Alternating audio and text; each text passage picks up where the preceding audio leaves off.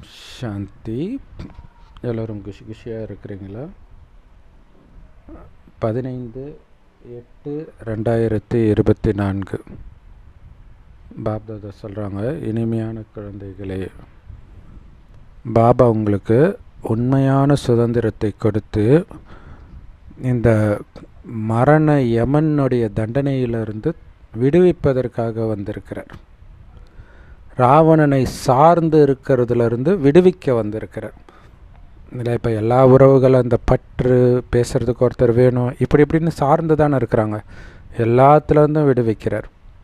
அழிவற்ற நான் இருக்கிறேன், உனக்கு எதுக்கு அழியக்கூடிய உறவு அப்படின்ட்டு எல்லாத்தையும் கட் பண்ணுறார். ஸோ அதுதான் உண்மையான சுதந்திரம். ஸோ இங்கே சுதந்திரன்றது எல்லா பந்தனத்துலேருந்தும் விடுபடுறது. கேள்வி: பாபா கொடுக்குற விளக்கத்துக்கும் குழந்தைங்க கொடுக்குற விளக்கத்துக்கும் உள்ள முக்கியமான வித்தியாசம் என்ன? இல்லையா, நம்ம பாபா சொல்லும்போது அப்படியே மயங்கி கேட்போம். அந்த மாதிரி நம்ம சொல்லும்போது மயங்கி கேட்குறது ரொம்ப ரேர். அது ரொம்ப பாவனையாக இருந்தால் கேட்பாங்க. அது அவங்க யார் சொன்னாலும் மயங்கி கேட்குறவங்களா இருப்பாங்க. ஆனால் பாபா சொல்கிறது யார் கேட்டாலும் மயங்கி தான் கேட்பாங்க. ஏன் அப்படின்னா, அவர் இனிமையிலும் இனிமையான குழந்தை, செல்லமான குழந்தைன்னு தாளாட்டிக்கிட்டே சொல்கிறார். ஸோ இதன் மூலமாக பாபா சொல்கிற அந்த ஞான அம்பு நம்ம நெஞ்சை தைக்குது. ஆனால் குழந்தைங்க உங்களுக்குள்ளே புரிய வைக்கும் பொழுது நீங்கள் ஒன்றும் இனிமையான குழந்தைகளேன்னு சொல்கிறது கிடையாது. இல்லையா, குழந்தைன்னு சொல்லும்போது அந்த மனம் திறக்கும் மற்றவங்க சொல்கிறத உள்வாங்கிக்கிறதுக்கு. ஸோ அதனால தான் அது நம்மளுடைய இதயத்தை தைக்கிது. நீங்கள் இனிமையான குழந்தைகளேன்னு சொல்கிறது கிடையாது. அப்படி சொன்னாலும் அது நல்லா இருக்காது. ஏன்னா பாபா பெரியவர், அதனால் குழந்தைன்னு சொல்கிறார். அதனால தான் அவர் சொல்கிறது நமக்குள்ளே அப்படி ஒரு தாக்கத்தை ஏற்படுத்துது. குழந்தைங்களை உணரச் செய்து ரியலைஸ் பண்ண வைக்கிது தன்னுடைய தவறையெல்லாம். பாபா கேட்குறார், குழந்தைகளே, அழுக்காகி இருக்கிறீங்களே, வெக்கமாக இல்லையான்னு கேட்குறார். அதனால் தூய்மையாகுங்க. எப்படி அப்படியே அன்பாக தாளாட்டி இனிமேலும் இனிமையான குழந்தைன்னு சொல்லிட்டு வெக்கமாக இல்லையான்னு கேட்குறார்.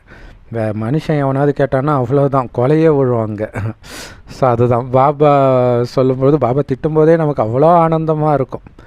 எல்லோருக்கும் பிடிச்ச முரளி, பவர்ஃபுல்லான முரளி எதுனா அது எதில் பாபா அதிகமாக நம்மளை திட்டிருக்கிறாரோ அதுதான் இருக்கும்.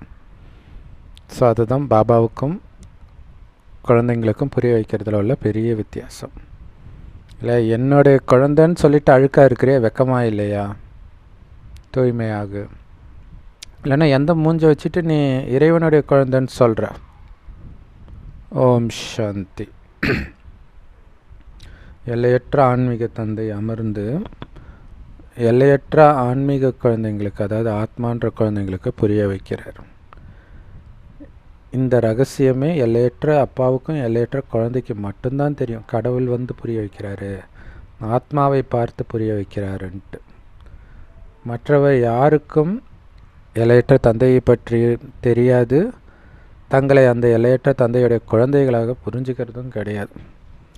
யார் பிரம்மாவின் வாய் வழியாக பிறந்த பிராமணர்களாக இருக்கிறாங்களோ அவங்களுக்கு மட்டும்தான் இதை தெரிந்து ஏற்றுக்கிறாங்க. வேறு யாரும் இதை ஏற்றுக்கிறது கிடையாது. நான் எப்படி நம்புறது? நீங்கள் சொல்லுவீங்க கடவுள் பேசுகிறார், நாங்கள் எதுக்கு நம்பணும்? ஸோ நம்ம இதில் போய் பார்த்தீங்கன்னா தெரியும். ஜென்ரல் வீடியோவில் பரம்பொருள் யோகம், பரம்பொருள் ஃபவுண்டேஷன் மகாவிஷ்ணு பற்றி வீடியோவில் போட்டால் அத்தனை பேர் அப்படி போட்டிருப்பாங்க. நீ சொல்கிறது மட்டும் உண்மைன்னாங்க ஏன் ஏற்றுக்கணும்? அவர் எங்களுக்கு குருஜி அப்படி இப்படின்னு மனிதனை தான் மகிமை பாடுறாங்களே தவிர இங்கே கடவுள் பேசுகிறாருன்றதை அவங்களால புரிஞ்சிக்க கூட முடியல.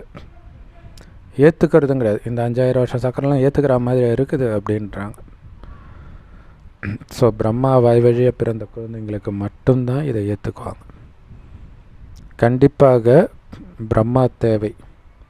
அவரைத்தான் ஆதிதேவ் அப்படின்னு சொல்கிறோம். பாபா அவருக்குள்ளே பிரவேசிக்கிறாரு.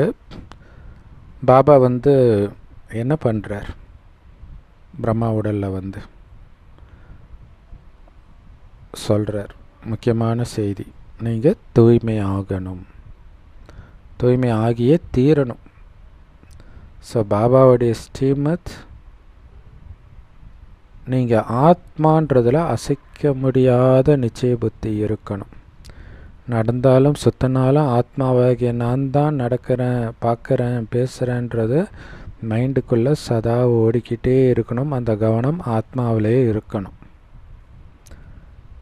ஆத்மாவை பற்றிய முழு அறிமுகத்தை பாபா கொடுத்திருக்கிறார். ஒவ்வொரு ஆத்மாவும் புருவ மத்தியில் வசிக்குது. அந்த ஆத்மாவோ அழிவற்றது, அதோடைய சிம்மாசனமாகிய இந்த உடலோ அழியக்கூடியது. ஸோ இந்த விஷயங்களை நீங்கள் புரிஞ்சுக்கிட்டீங்க. கூடவே ஆத்மாக்கள் அனைவரும் அந்த ஒரு சிவத்தந்தையுடைய குழந்தைங்க, அதாவது நமக்குள்ள சகோதரர்கள் அப்படிங்கிறதையும் புரிஞ்சுக்கிறோம். சகோதரர்கள், சகோதரி கிடையாது. ஏன்னா உடல்னு வரும்போது தான் ஆண் பெண் வருது. கடவுளை எங்கும் நிறைந்தவர்னு சொல்கிறது மிகப்பெரிய தவறுன்றார். எல்லாருக்குள்ளேயும் 5 விகாரங்கள் தான் இருக்குதே தவிர கடவுள் இல்லை. சிலர் மட்டும் நீங்கள் சொல்கிறது ரைட்டுன்னு புரிஞ்சுக்கிறாங்க. நாம் சகோதரர்கள், கண்டிப்பாக அப்பா கிட்டேருந்து ஆஸ்தியை அடைவோம். எப்போ? உண்மையிலே சகோதரர்ன்ற உணர்வில் மட்டும் இருந்தால், காம உணர்வே இல்லாமல் இருந்தால். அதுதான் இங்கே ரொம்ப முக்கியமான விஷயம். ஸோ காமத்தை வெல்லணும். அப்போ உலகம் முழுவதும் ஒரு குடும்பம், அதன் தந்தை சிவன், மற்ற எல்லாம் எனக்கு சகோதரர்களே.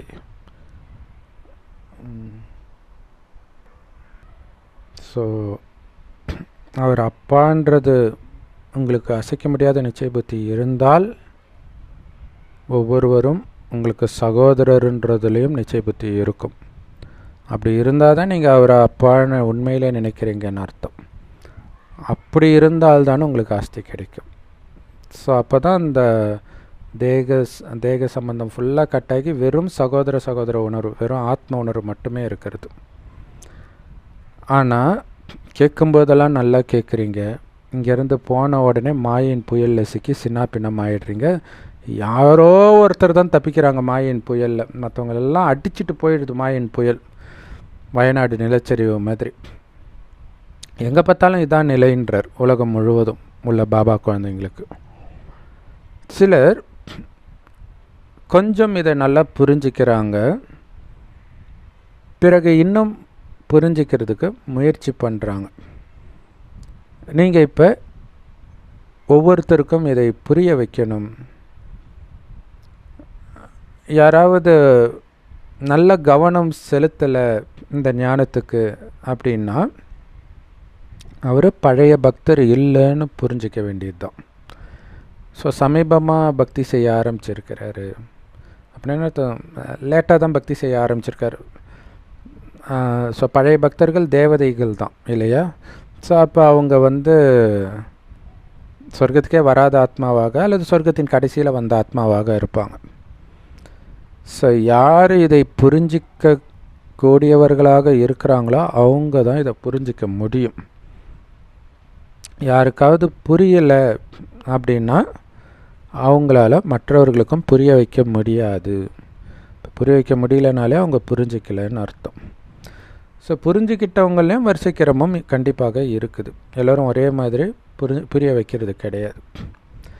ஸோ அதனால் ஒரு நல்ல மனிதனுக்கு, ஒரு பெரிய விஐபிக்கெல்லாம் புரிய வைக்கணும்னா நல்ல பக்காவான ஆத்மாவைத்தான் அனுப்புவாங்க. ஸோ அப்போ தான் கொஞ்சமாவது அவங்க புரிஞ்சுக்குவாங்க.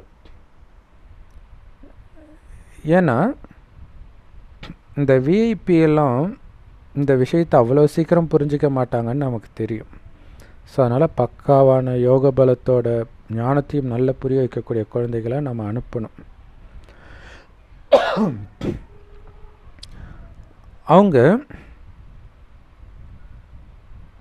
அவங்களுடைய கருத்தை சொல்கிறாங்க. நீங்கள் நல்லா புரிய வச்சிங்க, பாபாவுடைய முழு அறிமுகத்தை கொடுத்தீங்கன்னு சொல்கிறாங்க. ஆனால் திருப்தி ஆகிடாதீங்க. ஏன்னா உண்மையிலே அவங்களுக்கு அது ஃபுல்லாக புரிஞ்சிடுச்சுன்னா டெய்லியும் வாங்கன்னுவாங்க. எங்களுக்கு டைம் இல்லைன்னு சொல்ல மாட்டாங்க.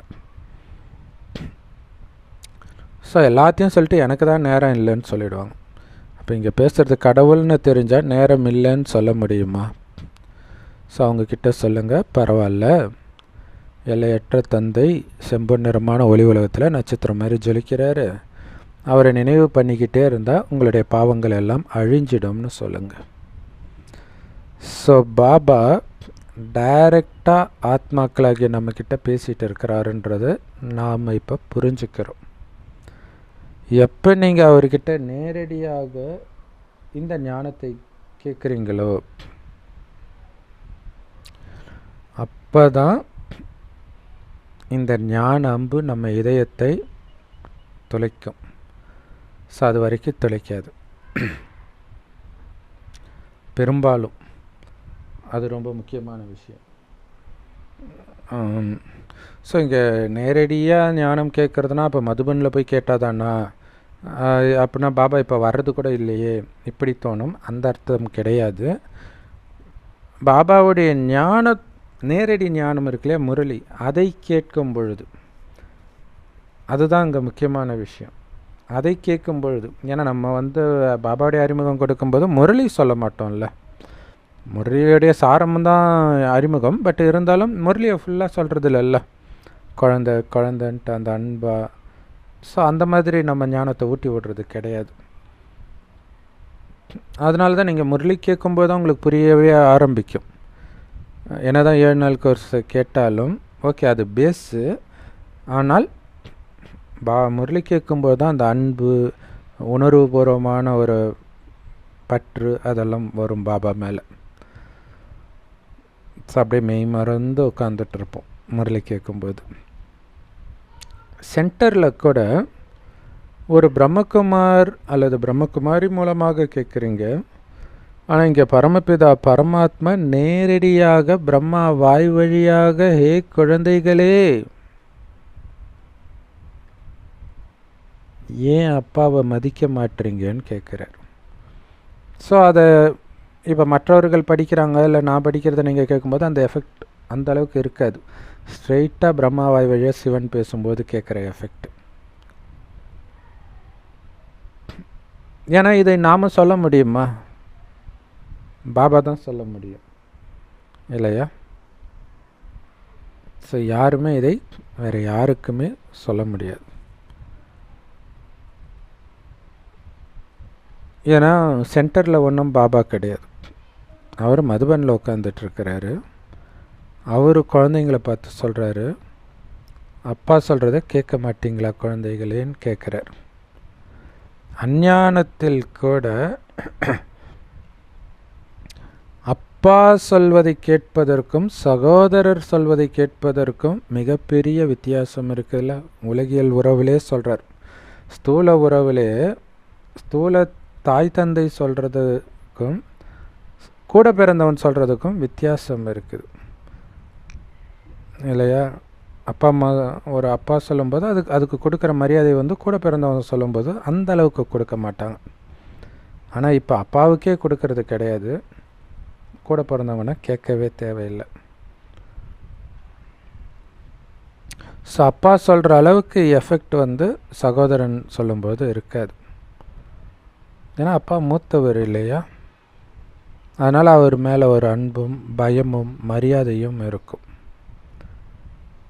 ஸோ அதனால தான் இங்கே அப்பா சொல்லும்போது தான் உங்களுக்கு புரியும். பேசுகிறது அப்பான்றதை மட்டும் அவங்களுக்கு நம்பிக்கையை ஏற்படுத்தி அனுப்பணும், அதுதான் முக்கியம். அதனால் தான் முதல்ல பேசுகிறது அப்பா, அவரை பற்றிய அறிமுகத்தை கொடுங்க, மற்றதெல்லாம் அப்புறம் சொல்லுங்கன்றார். பேசுகிறது அப்பான்னு நிச்சய புத்தி வந்துடுச்சுன்னா மற்றதெல்லாம் அமைதியாக கேட்பாங்க. பாபா நம்மக்கிட்ட கூட என்ன சொல்கிறார், உங்கள் அப்பாவாகி என்னை நினைவு செய்யுங்கன்னு தான் சொல்கிறார். அப்பாவை அடிக்கடி மறக்கிறேன்னு சொல்கிறீங்களே, உங்களுக்கு வெக்கமாக இல்லையான்னு கேட்குறாரு.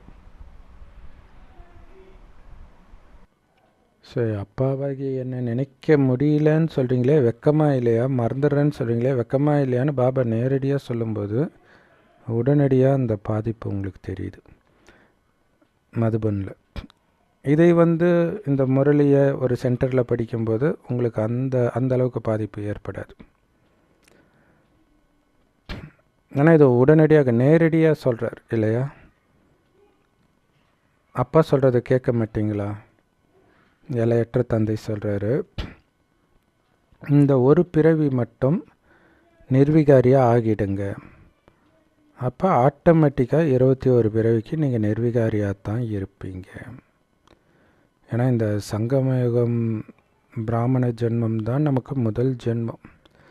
இந்த முதல் ஜென்மத்தில் எப்படி இருக்கிறீங்களோ அப்படியே தான் 21 ஜென்மத்துக்கும் இருக்க போகிறீங்க. இதோடைய நினைவாதம் பார்த்திங்கன்னா, புத்தாண்டு அப்போ படிங்க, அதாவது அந்த வருஷம் ஃபுல்லாக என்ன பண்ணணும்னு நினைக்கிறீங்களோ அதை அன்றைக்கி பண்ணுங்கள், அப்போ தான் வருஷம் ஃபுல்லாக பண்ணுவீங்கன்னுவாங்க. இதோடைய நினைவு தான் அது. அது மட்டும் இல்லாமல் அந்த தூய்மையான உலகத்துக்கு எஜமானராகிடுவீங்க இந்த ஒரே ஒரு பிறவி தூய்மையாக இருக்கிறதுனால. இதன் மீது உங்களுக்கு நம்பிக்கை இல்லையா? ஸோ பாபா சொல்கிற அந்த ஞான அம்பு அவ்வளோ வலிமையாக இருக்குது. கண்டிப்பாக குழந்தைங்க சொல்கிறதுக்கும் அப்பா சொல்கிறதுக்கும் வித்தியாசம் இருக்கும். ஸோ பாபா புது குழந்தைங்களை எப்பவும் சந்திச்சுட்டு இருக்கிறது கிடையாது. ஏன்னா நிறைய பேர் தேவையில்லாத தவறான கேள்விகளை எல்லாம் கேட்டுட்ருக்குறாங்க பல விதமாக. அப்படின்னு அர்த்தம், பாபா சொல்கிற விஷயம் அவங்க புத்தியில் உட்காரல, தேவையில்லாத விஷயத்தெல்லாம் கேட்டுருக்குறாங்க. உலகம் எப்போ அழியும், எப்போ தோன்றுச்சு, இதுக்கு என்ன அர்த்தம், அதுக்கு என்ன அர்த்தம். பாபா சொல்கிறது சொர்க்கமாக இருந்துச்சு, இப்போ நரகமாக இருக்குது, நாராயணன் ஆகணும் மீண்டும், அதுக்கு என்ன நினைன்றார். இது அவங்க புத்தியில் உட்காராதனால தேவையில்லாத விஷயமெல்லாம், சொர்க்கத்தில் நாய் வருமா, அதெல்லாம் எங்கே போகும், இந்த மாதிரிலாம் கேட்டுட்ருக்குறாங்க. ஏன்னா இந்த ஞானம் முற்றிலும் புதியதாக இருக்குது இல்லையா? அதனால் அவங்க புத்தியில் உட்கார மாட்டேங்குது. கீதையில் இப்படி இருக்குது, ராமாயணத்தில் இப்படி இருக்குது, குரானில் இப்படி இருக்குது, இப்படியெல்லாம் கேட்டுட்ருக்குறாங்க. அப்படின்னு என்ன, இங்கே பேசுகிறது கடவுள்னு அவங்களுக்கு தெரியல. கீதையில் பகவானுடைய மகா வாக்கியம் ஸ்ரீ கிருஷ்ணருடைய பேரை போட்டாங்க. அப்படி இருக்க வாய்ப்பு கிடையாது. அவரா பகவான்?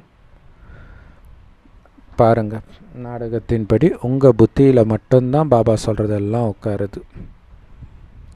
குழந்தைங்க பாபா கிட்ட ஓடி வரீங்க, நாங்கள் பாபா கிட்ட போகணும், அவர்கிட்டேருந்து நேரடியாக அந்த முரளியை கேட்கணும் அப்படின்ட்டு வரீங்க. சென்டரில் சகோதரர்கள் வாசிக்கிறத தான் நம்ம கேட்குறோம். இப்போ நாங்கள் டைரெக்டாக எங்கள் அப்பா கிட்ட இருந்து கேட்க விரும்புகிறோம். பாபா இதை பேசும் பொழுது அதோடைய தாக்கம் பயங்கரமாக இருக்கும். ஸோ அதுக்காக தான் மதுபனுக்கு போகிறது. ஏன்னா அவர் சொல்லும்போது குழந்தைன்னு சொல்கிறார். குழந்தைகளே, இந்த அப்பாவை நினைக்க முடியலன்னு சொல்கிறீங்களே, உங்களுக்கு வெக்கமாக இல்லையா? பாபாவை நினைக்காமல் இருக்கிறீங்களே, வெக்கமாக இல்லையா? இந்த அப்பாவை நினைக்க உங்களுக்கு 5000 வருட ஆஸ்தி கிடைக்குதுன்னு தெரிஞ்சும் நினைக்காமல் இருக்கிறீங்களே, வெக்கமாக இல்லையான்னு கேட்குறார். அப்போ என்னை நினைக்கலைன்னா வேறு எதையோ நினைக்கிறீங்கன்னு தான் அர்த்தம். அப்போ என்னை விட அதிகமாக இந்த உலகத்தில் எதை நேசிக்கிறீங்க? பாபாவை விட அன்பான பொருள் உலகத்தில் இருக்குதா நேசிக்கிறதுக்கு? அப்போ பாபா மேலே அன்பு இல்லையா உங்களுக்கு? அன்பு இருந்தால் அவருடைய நினைவு மறக்கவே மறக்காது. ஆனால் நீங்கள் எவ்வளோ நினைக்கிறீங்க? பாபா 1 மணி நேரம்ன்றாங்க. ஓ, ஆனால் நீங்கள் நிரந்தரமாக நினைவு பண்ணாதான் உங்களுடைய பாவம் அழியும். 1 மணி நேரத்துலேயே 2500 வருஷம் செஞ்ச பாவமெல்லாம் போயிடுமா? 24 மணி நேரமும் உங்களுடைய மனதில் வரும் எண்ணங்கள் எல்லாம் பாவ எண்ணங்களாக இருக்குதா? எவ்வளவு கஷ்டப்பட்டு அதை அழிக்கணும், அதுக்கு எவ்வளவு நினைவில் இருக்கணும். நாம் பல ஜென்மங்களின் பாவ சுமை நம்ம தலையில் இருக்குது. நேருக்கு நேராக உட்கார்ந்து பேசுகிறாரு பாபா முகத்தை பார்த்து. முகமுகமாய் பேசுகிறாரு. மோசஸ் கிட்ட தான் முகமுகமாய் பேசினார்னு சொல்லுவாங்க. ஸோ அப்படி நம்மக்கிட்ட தான் பேசுகிறார். நீங்கள் பாபாவை ரொம்ப நிந்தனை பண்ணிட்டீங்க. அதனால் உங்கள் மேலே உண்மையிலே கேஸ் ஃபைல் பண்ணணுன்றார். இல்லையா, மான நஷ்ட வழக்குன்ட்டு போடுவாங்க இல்லையா, ஒருத்தரை பற்றி தப்பாக பேசினா. அப்படி இருக்கிறதுல அதிகமாக கடவுளை பற்றி தப்பாக பேசுனது நீங்கள் தான். உங்கள் மேலே தான் மான நஷ்ட வழக்கு போடணும் அப்படின்னு பாபா சொல்கிறார். நியூஸ் பேப்பரில் கூட ஒருத்தரை பற்றி தப்பான செய்தி போட்டால் அவங்க மேலே கேஸ் போடுவாங்க. பாபா நீங்கள் இதுக்கு முன்னாடி என்னென்னலாம் பண்ணிட்டு இருந்தீங்கன்றதை ஞாபகப்படுத்துகிறார். பாபா குழந்தையாகிறதுக்கு முன்னாடி நீ என்னென்னலாம் பண்ண இந்த விகாரத்தின் வசப்பட்டு. ஸோ ராவணனுடைய துணையினால், சங்க தோஷத்தினால தான் இதெல்லாம் நடந்துச்சு நாடகத்தின்படி. இப்போ பக்தி மார்க்கம் முடிஞ்சிடுச்சு, அது கடந்த காலமாக மாறிடுச்சு. இப்போ பாபாவுடையவராக ஆகிறதுக்கு தடுத்து நிறுத்த உங்களுக்கு நடுவில் எதுவும் கிடையாது, யாரும் கிடையாது. நாளுக்கு நாள் ஏணிப்படியில் இறங்கி இறங்கி உங்களுடைய புத்தி பயங்கர முட்டாளாக தமோப்பிரதானமாக ஆகிடுச்சு. ஏன்னா என்ன சொல்ல ஆரம்பிச்சிட்டிங்க பாருங்கள், நீங்கள் யாரை பூஜை செய்கிறீங்களோ அவர் கல் மண்ணிலெல்லாம் இருக்கிறாருன்ட்டீங்க. எங்கும் நிறைந்தவர். இதுக்கு பேர் தான் எல்லையற்ற முட்டாள்தனம்ன்றார். எங்கும் நிறைஞ்சவரை தேடி தான் போனீங்களா? காடு மலையெல்லாம் போய் கோயிலில் மலை மேலே இருக்குதுன்னு ஏறி போனீங்களா? அவர் தான் எல்லா இடத்துலையும் இருக்கார், எதுக்கு மேலே போகிறீங்க? இதுக்கு தான் எல்லையற்ற முட்டாள்தனம். எல்லையற்ற குழந்தைங்களுடைய எல்லையற்ற முட்டாள்தனன்றார். ஒரு பக்கம் சிவனுக்கு பூஜையும் பண்ணுறாங்க, இன்னொரு பக்கம் அந்த சிவத்தந்தையை எங்கும் நிறைந்தவர்னும் சொல்கிறாங்க. ஸோ இப்போ நமக்கு ஞாபகம் வந்துடுச்சு, நம்ம எவ்வளோ முட்டாள்தனமாக நடந்து பாபாவை எவ்வளோ நிந்தனை பண்ணியிருக்கிறோம் அப்படின்ட்டு. குழந்தைங்க இப்போ புரிஞ்சுக்கிட்டீங்க. பிச்சைக்காரர்களாக ஆகிட்டோம், எல்லாத்தையும் இழந்துட்டோம். இப்போ அனைத்தையும் அடையக்கூடிய அந்த இளவரசனாக மாறுவதற்கான முயற்சி பண்ணிட்டு இருக்கிறோம் பாபாவுடைய வழிகாட்டுதலின்படி. அதுவும் நம்பர் 1 இளவரசர் ஸ்ரீகிருஷ்ணராக பிறப்பதற்கு முயற்சி பண்ணுறோம். அவர் தான் சத்யுகத்தின் முதல் இளவரசர். ஸோ பரிசுத்தமான அந்த உலகத்தின் இளவரசரை போய் 16,108 மகாராணிகளை கொண்டிருந்தார். அவ்வளவு திருமணம் பண்ணார், அத்தனை குழந்தைகள் அப்படின்லாம் சொல்லிட்டாங்க. ஸோ அப்போ அது எவ்வளோ பெரிய நிந்தனை. உங்களை நீங்களே அசிங்கப்படுத்திக்கிட்டீங்க. அதனால் இப்போ உங்களுக்கு வெக்கமாக இருக்குது. இப்படி நம்ம தர்மத்தை நாம் நிந்தனை பண்ணிட்டோமே, அதுவும் கிருஷ்ணர் முதல் இளவரசரை போய் இவ்வளோ நிந்தனை பண்ணிட்டோமேன்ட்டு. எப்போ மனிதன் பாவம் செய்கிறானோ அப்போ தன்னுடைய காதை பிடிச்சி இறைவன் முன்னாடி தோப்பு காரணம் போடுறான், குறிப்பாக பிள்ளையார் முன்னாடி. ஏன்னா கடவுளே, நான் மிகப்பெரிய பாவம் செஞ்சிட்டேன், என்னை மன்னிச்சிடுங்க, கருணை காட்டுங்கன்னு சொல்கிறான். ஏன்னா அந்த மாதிரி பெரிய பாவம் செஞ்சிட்டேன்ற சொல்கிறான். பாபா சொல்கிறாரு, நாடகத்தில் அப்படி பதிவாகி இருக்குது. ஏன்னா நீங்கள் அப்படி ஆனாதானே நான் உங்களுக்கு ஞானத்தை கொடுக்க முடியும். பாபா சொல்கிறாரு, ஏன்னா எல்லாருமே சரியாக இருந்தால் பாபா வர வேண்டிய அவசியமே கிடையாது. பாபா சொல்கிறாரு, எல்லா தர்மத்தை சார்ந்தவர்களுக்கும் நீங்கள் நன்மை செய்யணும், வெறும் இந்துக்களுக்கு மட்டும் ஞானத்தை கொடுத்தா போதும் அப்படி கிடையாது. ஏன்னா எல்லாருக்கும் கடவுள் தான் அப்பா. ஸோ அவர்களை எழுப்ப வேண்டிய பொறுப்பை பாபா நமக்கு தான் கொடுத்துருக்கிறார், எல்லா தர்மத்தினரையும். ஆனால் எல்லா தர்மத்தினரும் கடவுள் எங்கும் நிறைந்தவர்னு சொல்லிட்டாங்க. சத்கதி கொடுத்த அந்த கடவுளை போய் எங்கும் நிறைந்தவர்னு சொல்லிட்டாங்க. எங்கேருந்து இதை கற்றுக்கிட்டாங்க இப்படி சொல்கிறதுக்கு? கடவுள் சொல்கிறார், நான் ஒன்றும் எங்கும் நிறைந்தவன் கிடையாது.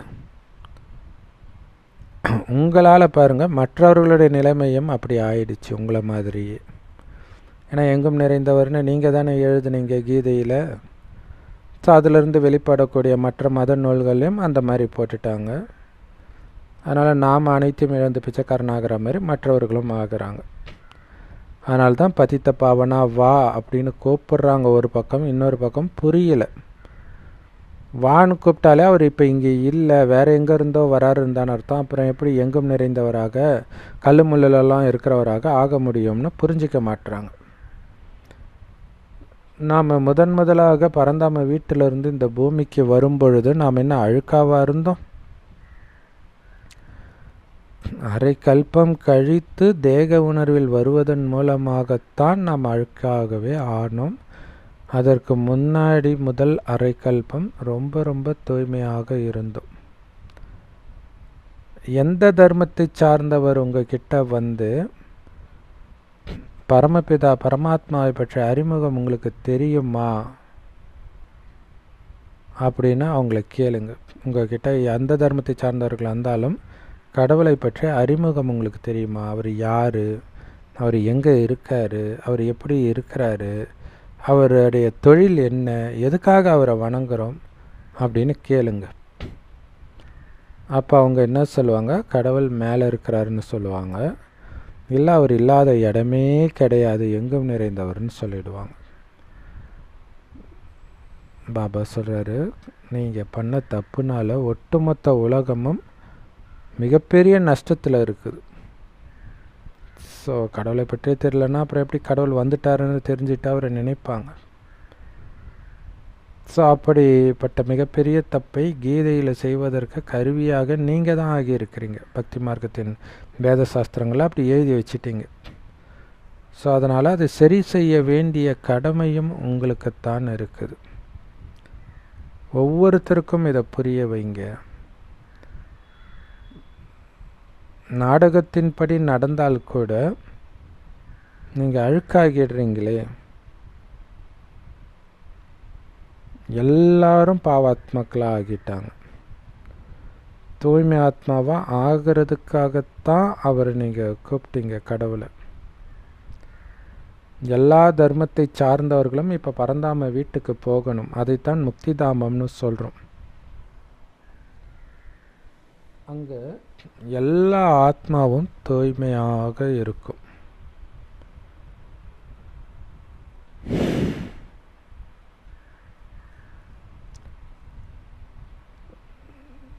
ஸோ பாபா வந்து இதையெல்லாம் நமக்கு புரிய வைக்கணுன்றதும் நாடகத்தில் ஏற்கனவே நிச்சயிக்கப்பட்டிருக்குது.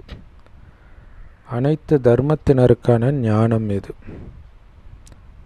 பாபாவுக்கு சில செய்திகள் வந்தது.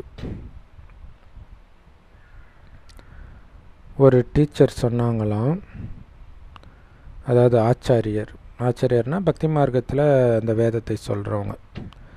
அவங்க சொன்னாங்களாம், உங்கள் எல்லாருக்குள்ளேயும் நான் கடவுளை பார்த்து உங்களுக்கு நான் வணங்குறேன். இன்றைக்கி எல்லாம் அதான் பண்ணிகிட்டு இருக்கிறது. இறந்து போன பிரம்மஸ்ரீ நித்யானந்தா யாரை பார்த்தாலும் இப்படி தான் சொல்கிறாங்க. அது பெரிய அடக்கம்னு வேற நினச்சிக்கிறாங்க. அப்போ கடவுள் என்ன அத்தனை கடவுள்களாக இருக்கிறாங்க? பாவம், எதையுமே புரிஞ்சுக்கிறது கிடையாது.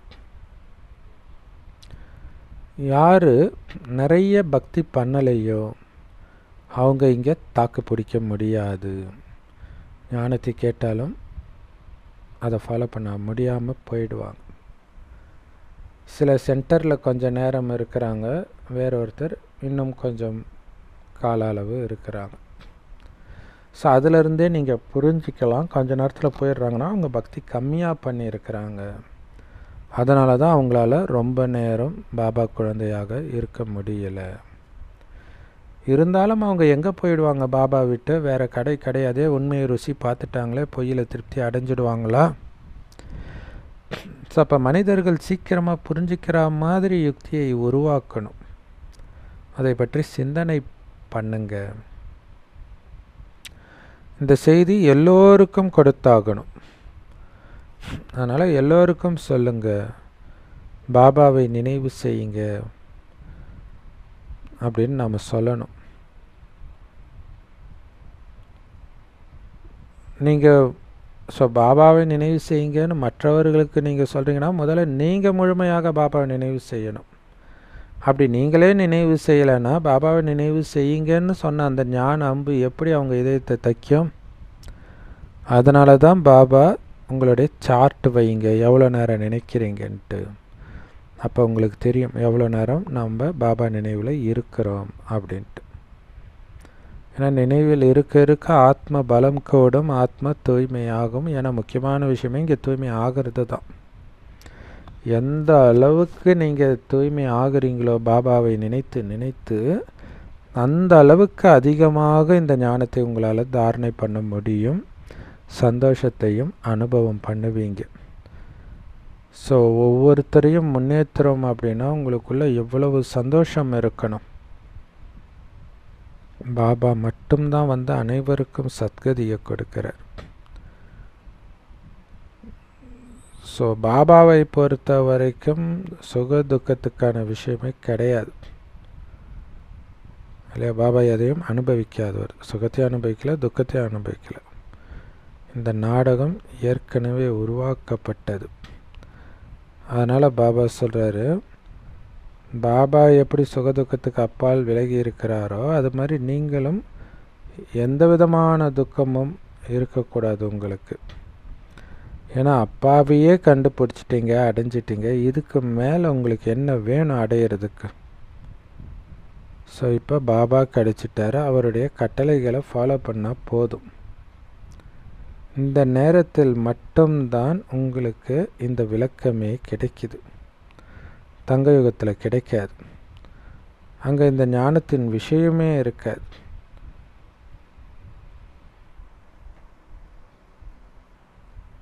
ஸோ இந்த சங்கமயுகத்தில் மட்டும்தான் இந்த ஞானம். சொர்க்கத்திலேயே இது கிடைக்காது. ஏன்னா சங்கமயுகத்தில் மட்டும்தான் ஞான கடல் தந்தையை நாம் அடையிறோம். அப்போ கண்டிப்பாக உங்களுக்கு சொர்க்கத்தை விட அதிக சந்தோஷம் இங்கே தான் கிடைக்கணும், அடையணும். ஏன்னா சொர்க்கத்தில் வந்து அது சுகதாமம், எல்லாரும் சந்தோஷமாக தான் இருப்பாங்க. ஆனால் துக்கத்தின் உச்சத்தில் இருக்கும்போது சுகம் நிரம்பிய உலகத்துக்கான சாவி உங்களுக்கு கிடச்சிருச்சு அப்படின்னா எவ்வளோ சந்தோஷம் இருக்கணும் இல்லை? சாப்பாட்டுக்கே வழி இல்லாத ஒரு நிலையில் உலகமே இருக்கும் பொழுது பலவிதமான சாப்பாடு உள்ள ரூமுடைய சாவி உங்களுக்கு கிடச்சா எவ்வளோ சந்தோஷம் இருக்கும். அந்த சந்தோஷம் இப்போ உங்களுக்கு இருக்கணும். ஏன்னா அங்கே போய் எப்படி இந்த சொர்க்கம் கிடைச்சதுன்னு உங்களுக்கு தெரியாது, இப்போ மட்டும்தான் உங்களுக்கு தெரியுது. அதற்கான முயற்சியும் இப்போ தான் பண்ணுறீங்க. ஸோ அந்த முயற்சி பண்ண தான் அந்த ஆனந்தத்தை உங்களால் அனுபவம் செய்யவே முடியும். ஸோ பாபா சொல்கிறார், வெளிநாடுகளுக்கெல்லாம் போய் கூட இதை புரிய வைங்க. இப்போ இன்டர்நெட் இருக்குது, அழகாக உட்கார்ந்த இடத்துல ஞானத்தை ஒவ்வொரு தர்மத்திற்கும் ஒவ்வொரு இனத்திற்கும் நீங்கள் அழகாக சொல்ல முடியும். அதுக்கு எல்லா தர்மத்தினர் மீதும் உங்களுக்கு கருணை இருக்கணும், அதுதான் முக்கியம். எல்லோரும் கடவுளே கருணை காட்டுங்கள், எங்களுக்கு ஆசீர்வாதம் கொடுங்கன்னு தான் கேட்குறாங்க. எங்களை துக்கத்திலேருந்து விடுவீங்கன்னு தான் கூப்பிட்றாங்க. ஸோ அப்போ அவங்க மேலே கருணை வைத்து அவங்கள துக்கத்திலிருந்து விடுவிக்கிறது பாபாவுடைய வேலை மட்டுமில்லை, அவருடைய குழந்தைகளாக நம்முடைய வேலையும் தான். ஆனால் அவங்க என்ன சொல்கிறாங்கன்னு பாவம் அவங்களுக்கே புரியல. அதனால தான் இந்த ஞானத்தை சொல்லும் பொழுது கேட்க மாட்டுறாங்க. ஸோ அதுக்கு தான் அவங்களுக்கு விதவிதமான யுக்திகளை பயன்படுத்தி புரிய வைங்கன்னு பாபா சொல்கிறார். எல்லாருக்கும் புரிய வைங்க. நீங்கள் எல்லோரும் இப்போ ராவணனுடைய ஜெயிலில் சிறைப்பட்டு இருக்கிற சீதைகள், ஆத்மாக்கள் எல்லாம் சீதைகள்னு சொல்லுங்கள். ஸோ இப்போ சீதைக்கு சுதந்திரம் வேணும் இந்த ஜெயிலில் இருந்து. ஆனால் யாருக்குமே சுதந்திரம்னா என்னன்னே தெரியலை. இந்த 5 விகாரத்தில் சிக்கிக்கிட்டு அடுத்தவனை நாட்டை விட்டு துரத்திட்டா அதுக்கு பேர் சுதந்திரமா? நீங்கள் எல்லாம் ராவணனுடைய ஜெயிலில் சிறைப்பட்டு இருக்கிறீங்க, அதனால் அனைத்தையும் இழந்துட்டு தான் இருக்கிறீங்க. பாபா நமக்கு உண்மையான சுதந்திரத்தை கொடுக்க வந்திருக்கிறார். இருந்தாலும் மனிதர்கள் பாபா வந்த பிறகு கூட ராவணன் ஜெயிலை விட்டு வரமாட்டேன்ட்டு பாவம் மேலே பாவம் பண்ணிக்கிட்டே இருக்கிறாங்க 5 விகாரத்தினால. பாபா கேட்குறார், உண்மையான சுதந்திரம் என்ன தெரியுமா? இது என்னைக்கு முரளி? 15ஆம் தேதி முரளி, ஆகஸ்ட் 15 சுதந்திர நாள் இல்லையா? ஸோ அதனால தான் பாபா அதை பற்றி பேசுகிறார். உண்மையான சுதந்திரம் என்ன, அதை மக்களுக்கு நீங்கள் புரிய வைக்கணும். நியூஸ் பேப்பரில் கூட இதை பிரிண்ட் பண்ணணும். ராவண ராஜ்யத்தில் உண்மையில் யாருக்கும் சுதந்திரம் கிடையாது. இதை ரொம்ப சுருக்கமாகவும் எழுதணும், ஆனாலும் புரிகிற மாதிரி யுக்தியாகவும் எழுதணும். குறைந்த வார்த்தைகளில் அவங்களுக்கு அம்பு விடணும், இதயத்தை தைக்கிற மாதிரி. அந்த மாதிரி சிந்தனை செஞ்சு செஞ்சு செஞ்சு செஞ்சு இதை எதலாமா, அதை எதலாமா, எதை சேர்க்கணும், எதை குறைக்கணும், இந்த மாதிரி நீங்கள் ஒரு ரிசர்ச் பண்ணி எழுதணும். நீங்கள் பெரிய பெரிய விளக்கத்தை கொடுத்தீங்கன்னா யாராலையும் புரிஞ்சிக்க முடியாது. இதுதான் ரொம்ப முக்கியமான விஷயம் இல்லையா? ரத்தின சுருக்கமாக சொல்லணும். அவங்கக்கிட்ட சொல்லுங்கள், உங்களுக்கு இப்போ சுதந்திரம் கிடையாது. இப்போ உலகம் ஃபுல்லாக சொல்கிறாங்க இல்லையா, உண்மையிலே யாருக்கும் சுதந்திரம் கிடையாது. அவங்க வேறு ஒரு அர்த்தத்தில் சொல்கிறாங்க, இலுமினாட்டின்ட்டு. ஆனால் எல்லோரும் விகாரத்தில் அடிமையாக இருக்கிறாங்கன்னு பாவம் அவங்களுக்கு தெரியாது. ஸோ அப்போ உண்மையான சுதந்திரத்தை கடவுள் தான் கொடுக்குறாருன்றதுனால தான் பைபிள் குரானில் மோசஸ் எகிப்து அடிமைகளை அழைச்சிட்டு வரோம், மீட்டை அழைச்சிட்டு வரோம். அதாவது கடவுள் சொல்கிறார், மோசஸ் மூலமாக அழைச்சிட்டு வர்றார் கடவுள். அப்போ அடிமைகளுக்கு அடிமைத்தனத்திலேருந்து விடுதலை செய்கிறது கடவுளுடைய காரியம்ன்றது இங்கே நிரூபணம் ஆகுது இல்லையா? நீங்கள் எல்லோரும் ராவணனுடைய ஜெயிலில் சிறைப்பட்டு கிடக்கிறீங்க. அப்போ எங்கே இருந்து வந்தது உங்களுக்கு சுதந்திரம்? எப்போ உங்களுடைய சத்தம் வெளிநாடுகளுக்கு பரவுதோ அப்போ இங்கே இருக்கிற மக்களும் இதை சீக்கிரமாக புரிஞ்சிக்குவாங்க. ஏன்னா எல்லாரும் தொடர்ந்து சிறைப்பட்டு இருக்கிறாங்க, ராவணனால் சுற்றி வளைக்கப்பட்டு இருக்கிறாங்க, ஹவுஸ் அரெஸ்ட். ஸோ ராவணனால் வளைக்கப்பட்டு இருக்கிறதுக்கு பேர் தான் சுதந்திரமா? உண்மையான சுதந்திரத்தை பாபா தான் கொடுக்கிறார். ராவணனுடைய சிறையிலிருந்து உங்களை விடுவிக்கிறார். நீங்கள் எவ்வளவு செல்வந்தர்களாக இருந்தீங்க, எவ்வளவு சுதந்திரம் இருந்தது சொர்க்கத்தில். யாருடைய பார்வையும் உங்கள் மேலே படாது, உங்கள் செல்வத்தை அபகரிக்கணுன்ற எண்ணம் வராது. ஆனால் இங்கே எதுவுமே இல்லை, பிச்சைக்காரனாக தான் இருக்கணும், பிச்சைக்காரங்கிட்டே திருடுறாங்க. இறுதியில்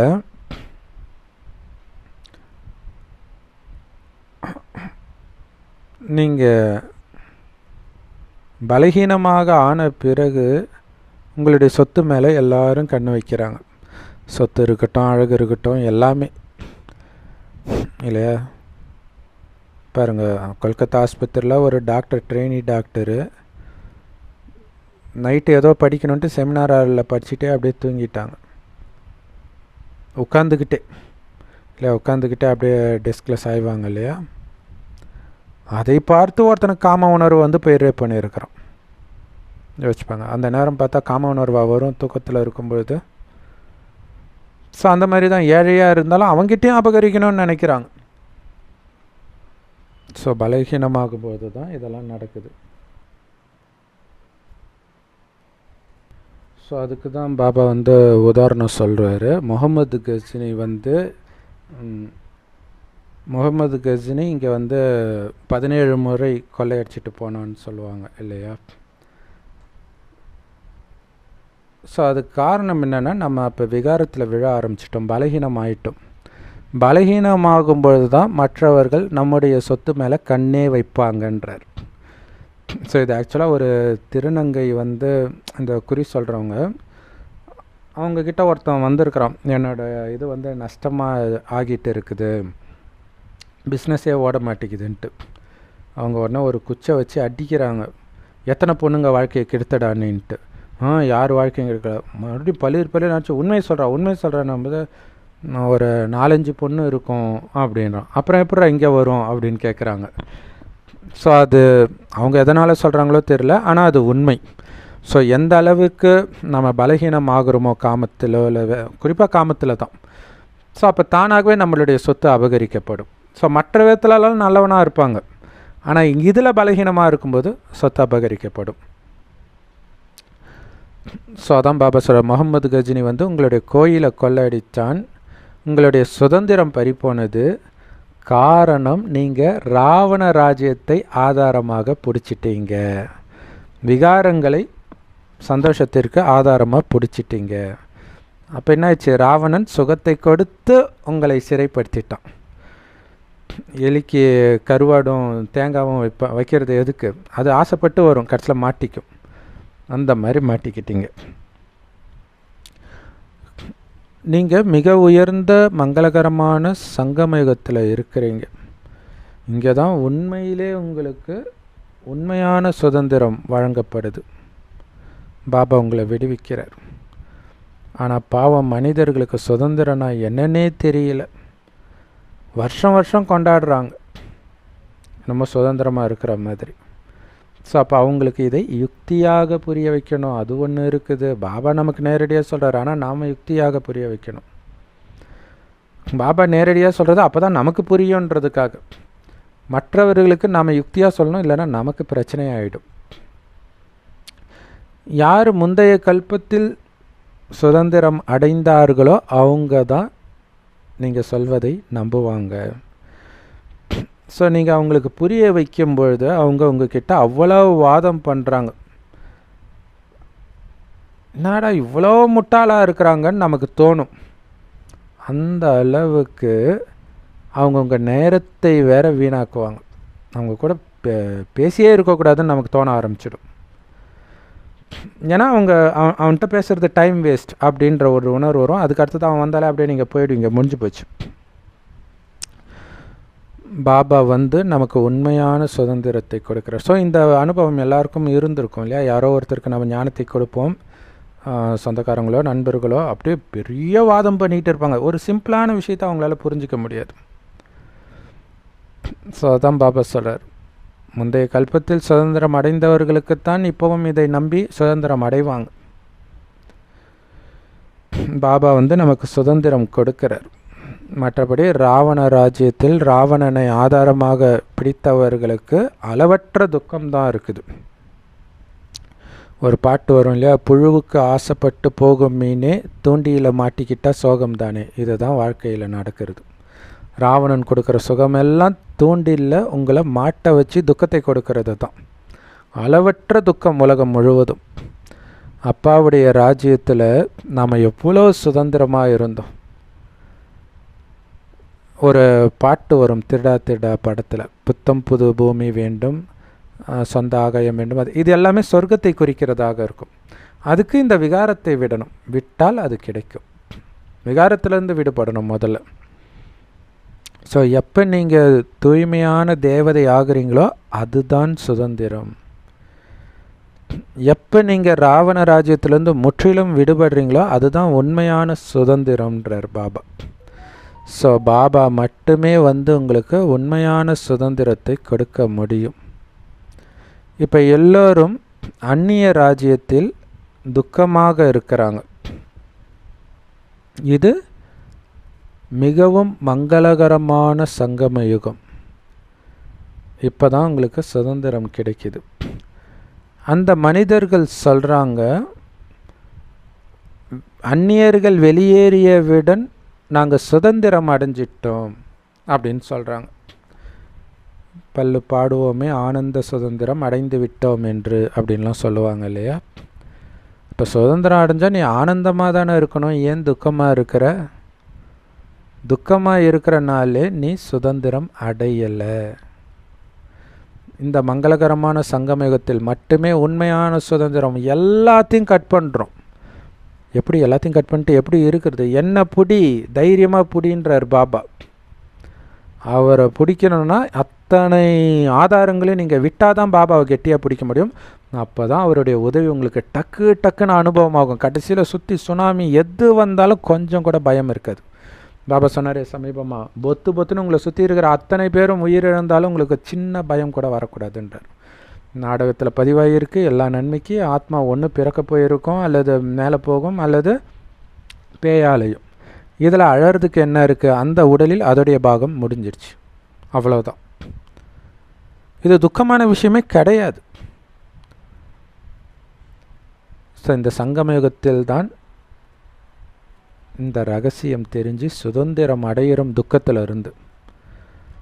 அந்த மனிதர்கள் சொல்கிற மாதிரி அந்நியர்கள் வெளியேறினால் ஒன்றும் சுதந்திரம் கிடைக்காது, தூய்மை ஆகாதவரை உங்களுக்கு சுதந்திரம் என்பதே இருக்காது. அப்படி நீங்கள் தூய்மை ஆகலை அப்படின்னா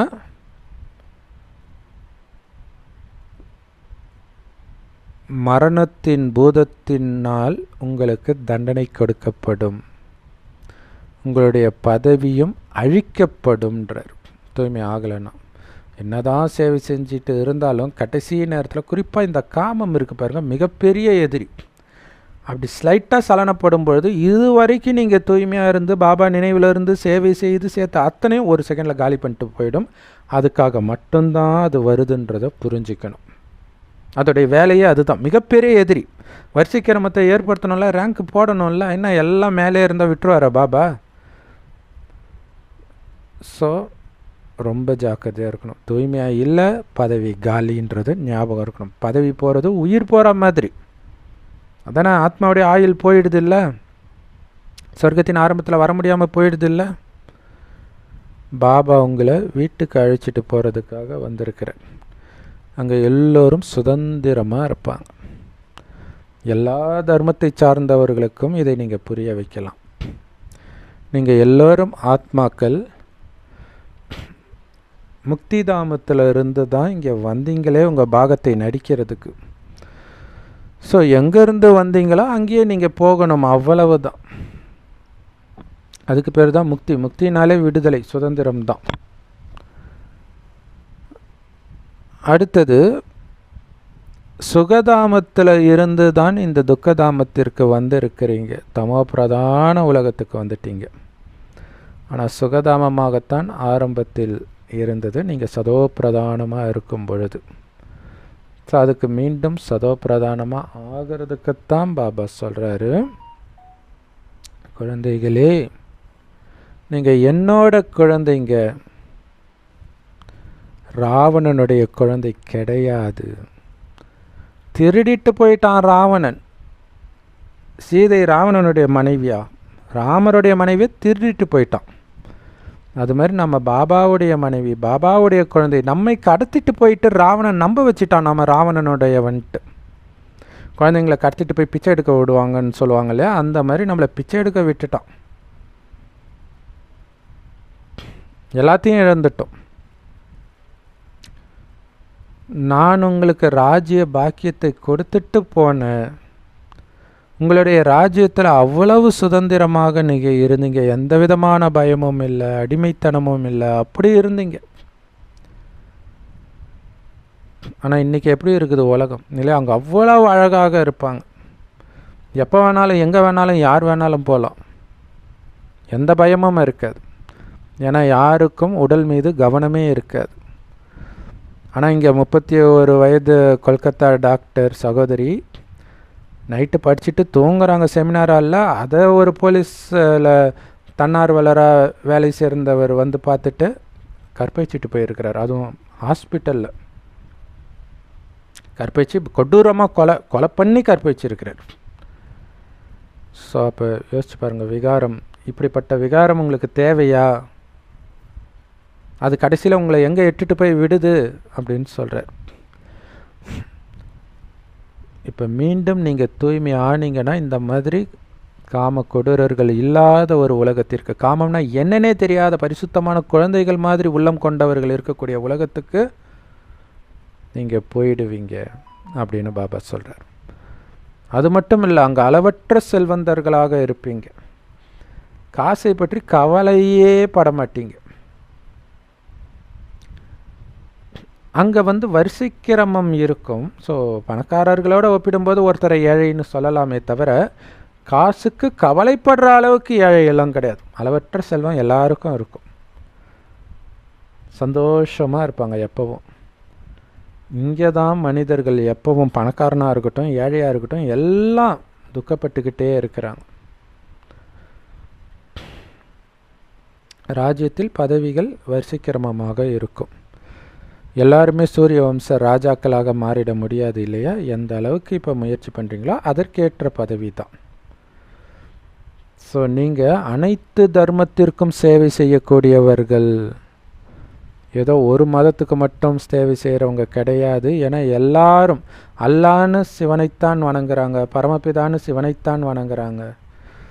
ஸோ இந்து மதத்தில் நிறைய பேரை வணங்கினாலும் கடவுள் நினச்சி தான் வணங்குறாங்க.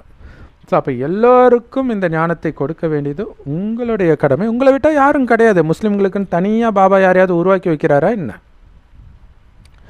வெளிநாட்டில் உள்ளவர்களுக்கும் இந்த ஞானத்தை கொடுக்கணும். ஏன்னா அவங்களும் உங்கள் சகோதரர்களே. நீங்கள் எல்லோரும் ஒருவருக்கொருவர் சகோதரர்களே. ஒவ்வொருத்தரும் சாந்தி தாமத்தில் வசிக்கிறீங்க. நீங்கள் இப்போ ராவண ராஜ்யத்தில் இருக்கிறீங்க இல்லையா? ஆத்மாக்கள் வசிக்கிற இடம் சாந்தி தாமம். அப்புறம் கீழே சுகதாமத்திற்கு வந்தோம். அப்புறம் ஏணிப்படியில் இறங்கி இறங்கி பாதாள உலகம்னு சொல்லப்படுற இந்த ராவண ராஜ்யத்துக்கு வந்துட்டோம். இப்போ மீண்டும் அந்த பரந்தாம வீட்டுக்கு போகிறதுக்கான வழியை நாங்கள் காட்டுறோம். உங்களை நீங்கள் ஆத்மானு உணர்ந்து என்னை நினைவு செய்யுங்கன்னு பாபா சொல்கிறார். அதுதான் வழி. மனிதர்கள் சொல்கிறாங்க கடவுள் எல்லோரையும் விடுவிக்கிறார் அப்படின்ட்டு. ஆனால் அவர் எப்படி விடுவிக்கிறார்னு யாருக்குமே புரிஞ்சுக்கிறது கிடையாது. சில குழந்தைகள் குழப்பம் அடைஞ்சு சொல்கிறாங்க, பாபா எங்களை விடுவிச்சு வீட்டுக்கு அழைச்சிட்டு போ பாபான்ட்டு. இது எப்படி இருக்குது அப்படின்னா இல்லையா, பாபா வழி சொல்கிறாரு, நீங்கள் தான் உங்களை விடுவிச்சுக்கணும். கடவுளே என்னை கூட்டுட்டு போ, இந்த துக்கத்துலேருந்து என்னை கூட்டுட்டு போ சொல்லுவாங்க இல்லையா? அவர் வந்துட்டார், இப்போவும் அதையே சொல்லிகிட்டு இருக்கிறாங்க. அப்போ ஒரு காட்டில் பனி புகை மூட்டத்தில் ஒருத்தன் மாட்டிக்கிட்டான்னா வழியே தெரியாது இல்லை? அந்த மாதிரி இருக்கிறாங்க குழப்பத்தில். ஆனால் வழியை காட்டக்கூடிய அந்த விடுவிப்பவரை நாம் அடைஞ்சிட்டோம், கண்டுபிடிச்சிட்டோம்.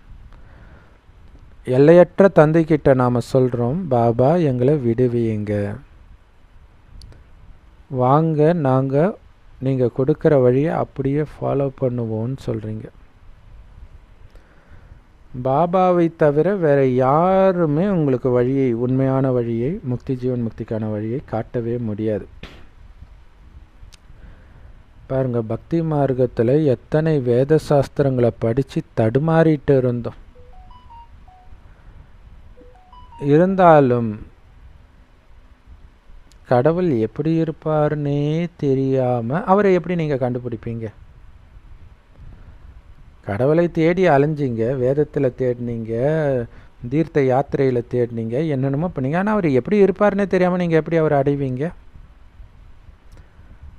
அதிலும் அவர் எங்கும் நிறைந்தவர்னா அவரை எப்படி நீங்கள் அடைவீங்க? அப்போ எவ்வளோ அஞ்ஞான இருளில் இருக்கிறாங்க மனிதர்கள்னு பாருங்கள். ஒரே ஒரு தந்தை தான் அனைவருக்கும் சத்கதி கொடுக்கிற வள்ளல். அவர் மட்டும்தான் குழந்தைகளை அஞ்ஞான இருளிலிருந்து நீக்கி ஞானத்தின் பகலுக்கு அழைச்சிட்டு போகிறார். அந்த ஞான சூரியனுக்கு அன்பு நினைவுகள் மற்றும் காலை வணக்கம். பாபா சொல்கிறாங்க, ஒரு தந்தையை நீங்கள் கண்டுபிடிச்சிட்டீங்க, அதனால் எதை பற்றியும் கவலைப்படாதீங்க. கண்ணை மூடிட்டு அவர் சொல்கிற வழியை மட்டும் ஃபாலோ பண்ணுங்கள்.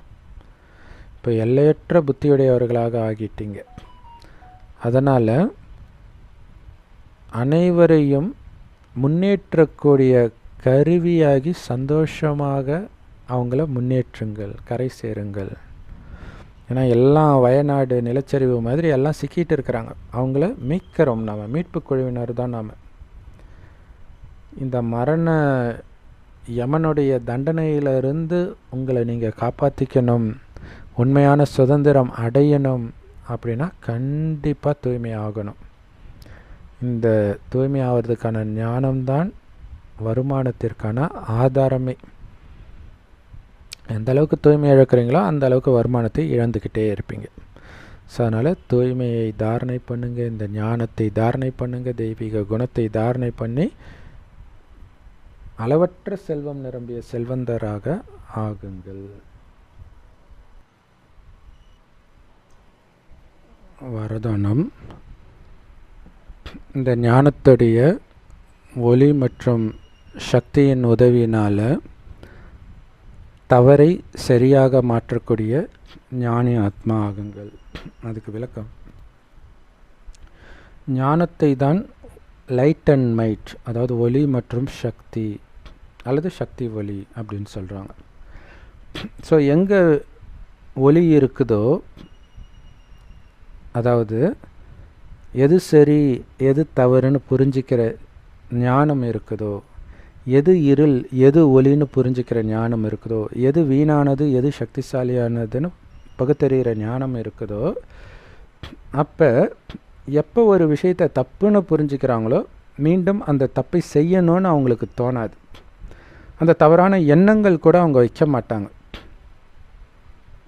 ஸோ அப்படி இருந்தால் தான் அவங்க ஞானி ஆத்மாக்கள். ஞானி ஆத்மாக்கள் அப்படின்னாலே ஞானத்தின் சொரூபமாக இருக்கக்கூடிய புத்திசாலி ஆத்மாக்கள்னு அர்த்தம்.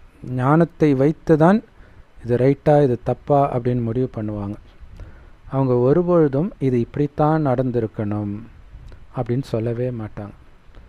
அது தப்பாகவே நடந்தாலும் அதை தங்களுடைய சக்தியின் மூலமாக சரி செஞ்சிடுவாங்க. ஞானத்தின் சக்தி இருக்குது இல்லையா? ஸோ எல்லாமே சரியாகத்தான் நடக்குதுன்னு பாபா சொன்னார் இல்லையா? அப்போ அவங்க மைண்டில் வந்து ஐயோ இது தப்பு, இது ஏன் நடந்துச்சு, இல்லை இதில் கண்டிப்பாக ஒரு நன்மை இருக்குது அப்படின்னு டக்குன்னு தோணும். உதாரணத்துக்கு ராமரை வந்து கைகேயி சொல்லி காட்டுக்கு அனுப்பிடுறாங்க இல்லையா? ஸோ அதுக்கப்புறமும் கைகேயி கிட்ட வந்து நல்லா தான் பேசுவாங்க ராமருடைய சொந்த அம்மாவாகிய கோசலை. அப்போ தசரதருடைய 3 மனைவியில் முதல் மனைவி கோசலை, ரெண்டாவது கைகேயின்னு நினைக்கிறேன், ரெண்டாவதோ மூணாவதோ, இன்னொருத்தவங்க வந்து சுமித்ரை. அப்போ சுமித்ரை வந்து கேட்பாங்க கோசலையா, அக்கா உங்களால் எப்படி கைகேயை மன்னிக்க முடிஞ்சது? ஏன்னா அவள் பண்ணது வந்து மன்னிக்கக்கூடிய குற்றமே கிடையாது. என்னாலேயே அவளை மன்னிக்க முடியல, உங்களால் எப்படி மன்னிக்க முடியுது அப்படின்னு கேட்கும்பொழுது கோசலை சொல்லுவாங்க,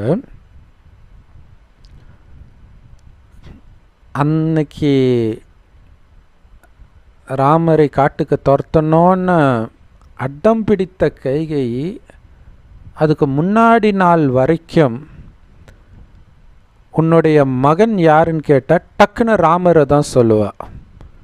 தன்னுடைய சொந்த மகனாகிய பரதனை சொல்லவே மாட்டான். அப்படி இருந்தவ திடீர்னு ஒரு நாளில் மனம் மாறுது அப்படின்னா அது காரணம் இல்லாமல் நடக்காது. அதில் ஏதோ நன்மை ஒளிஞ்சிருக்கு, நமக்கு தெரியலை. அதற்கு அவர் வந்து காட்டுக்கு போகிறதுக்கு ஒரு கருவி மட்டுமே கைகேயி. அந்த காட்டுக்கு போகிறதுனால ஏதோ ஒரு நன்மை இருக்குது அப்படின்னு சொல்லுவாங்க. இதுதான் ஞானம் இல்லையா? நாடகம் நன்மை நிரம்பியது. நாடகத்தை மாற்ற முயற்சி பண்ணாதீங்க, யாரையும் மாற்ற முயற்சி பண்ணாதீங்க. ஆனால் அதுக்கேற்ற மாதிரி உங்களை மாற்றிக்க முயற்சி பண்ணுங்கள். ஞானத்தை வைத்து, ஞானத்தை விட்டுட்டு போய் மாறுறது கிடையாது, அதையும் புரிஞ்சுக்கணும். ஸோ அப்போ அவங்க எந்த காரணத்தை கொண்டும் தவறே செய்ய மாட்டாங்க. தவறான எண்ணம் கூட வராது. இப்படி ஆயிடுச்சு அப்படி ஆயிடுச்சு கிடையாது. ஸ்லோகன்: யார் தனக்கும் பிறருக்கும் எப்பொழுதும் சுபமான எண்ணங்கள் நல்ல விருப்பங்கள் மட்டுமே வைக்கிறாங்களோ அவங்க அனைத்து வீண் எண்ணங்கள்லிருந்தும் விடுபட்டவர்களாக இருப்பாங்க. இல்லை எப்போவுமே மற்றவர்கள் நல்லா இருக்கணும், நானும் சக்திசாலியான ஆத்மா, தூய்மையான ஆத்மா, எனக்கு அவ்வளோ தூய்மை பலம், காமத்தை முற்றிலும் வென்றவன், கோபத்தை முற்றிலும் வென்றவன், பற்றை முற்றிலும் வென்றவன், இந்த மாதிரி எண்ணமே இருக்கிறவனுக்கு ஒருவேளை காமத்தில் விழுந்துருவனோ கோபப்பற்றுவனோ அப்படின்ற எண்ணம் கூட வராது. சுற்றி என்ன தான் இந்த 5 விகாரத்தை தோன்ற மாதிரி நபர்கள் உங்கள் எதிர வந்து நின்னாலும் கூட இல்லையா, அவங்க பேசுகிறதுல வேற ஒரு எண்ணத்தை முதல்ல வீண் எண்ணத்தை எடுத்துகிட்டு வரும். இவன் இப்படி பண்ணுறானே, அதுக்கப்புறம் தான் அது கோபமாக வரும். ஸோ அது கூட வராது. அது வரதானத்தில் சொன்ன மாதிரி தான். நாடகத்தில் அவனுடைய பாகத்தை அவன் நடிக்கிறான். ஸோ அவனுடைய பலகீனத்தை வெளிப்படுத்துகிறான். அந்த பலகீனம் போகணும் அப்படிங்கிற சுபமான எண்ணத்தை நான் வைக்கணுங்கிறதுக்காக நாடகம் அவனை என் முன்னாடி இட்டாந்து நிறுத்தி இருக்குது. ஒரு பக்தனாக அவன் கேட்குறான், எனக்கு இந்த சக்தி வேணும்னு. அதை எப்படி கேட்கணும்னு தெரியல, கோபமாக கேட்குறான், கோபப்படுறான். ஸோ இதை புரிஞ்சுக்கிட்டால் நாம் அமைதி ஸ்வரூபமாகி அவனுக்கு அமைதியின் ஸ்வரூபத்தை கொடுக்கணும். இதுதான் என்னுடைய 24 மணி நேர வேலைன்னு ஒருத்தனுக்கு ஞாபகம் இருந்தால் கொஞ்சம் கூட அவனுக்கு வீண் எண்ணமே வராது. எந்த சூழ்நிலையிலும் சுற்றி இருக்கிறவங்க அத்தனை பேர் இறந்தாலும் வீண் எண்ணம் வராது. வீண் எண்ணம் வந்து பிறகுதான் பயம் வரும், அதை புரிஞ்சுக்கணும். வீண் எண்ணமே வர்றது கிடையாது. இதெல்லாம் ஏற்கனவே நிச்சயிக்கப்பட்டதை நம்ம பார்த்துக்கிட்டு இருக்கிறோம். 3D மூவி பார்க்குறோம், 4D 5D 7D மூவியெல்லாம் இருக்குது. அப்படியே நிஜத்திலே இருக்கிற மாதிரியே இருக்கும். அந்த மாதிரி இது நாடகம். வேறு ட்ரெஸ்ஸை போட்டு நடிச்சுது ஆத்மா, குட்டி புள்ளி, அது சேஃபாக வேறு இடத்துக்கு போயிடுச்சு. இந்த ரகசியம் நல்லா ஆழமாக மைண்டில் பதிவாயிட்டா நீங்கள் அழமாட்டீங்க, பயப்பட மாட்டீங்க. Om Shanti. Love you Bap Dada. Thank you Bap Dada. குஷியாக இருங்க, குளிர்ச்சியாக இருங்க.